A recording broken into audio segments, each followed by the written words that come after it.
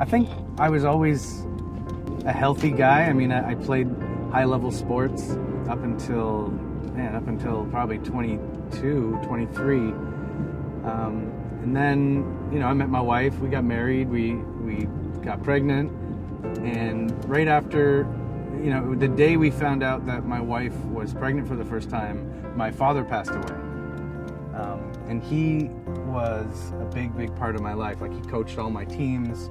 You know, everything we did, we kind of did together. So I took that pretty hard, and I didn't deal with it well. I didn't talk to anybody. I did the, like, you know, you're a man, tough it out kind of thing, and that didn't work out so well for me. So I went through some pretty bad anxiety to the point where I actually had to go to the hospital and start talking to a psychiatrist because, you know, I'd bottled it in for so long.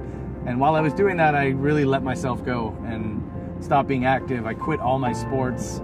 I basically just sat around the house. You know, I played Call of Duty, and I had a headset, and you know, like, I was that guy. I turned into this guy I didn't know. You know, one day I kind of was getting dressed for work. I was looking at myself in the mirror, and I was completely embarrassed with where I'd let myself get to. That moment just hit me really hard. I can remember my daughter was 2, or just around that age where they start to walk. And I literally couldn't stand up, bent over long enough holding her hands to help her take those steps without my back starting to hurt. That's embarrassing. It's embarrassing as a man. It's just embarrassing in general to not be able to help your kids learn the very important fundamentals that they learn when they're little. So I started running.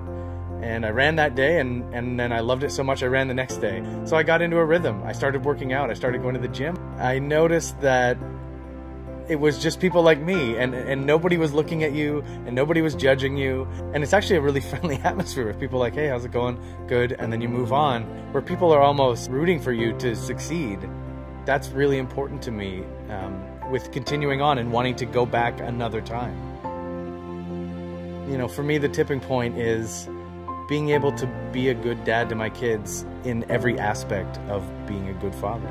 My son just 3 days ago told my wife, he said, when I grow up, I want to be a daddy. And she said, why do you say that? And he said, because I've got such a great daddy. It sounds cliche advice, but just start. I mean, just try it once, and you'll see that it's the energy you get alone out of that one experience is totally worth doing it again. To look back at where I was to where I am today, I still have a ton of work to do, but I'm confident that I'm going to get there, and that I'm going to give these kids, you know, a really cool life that they deserve.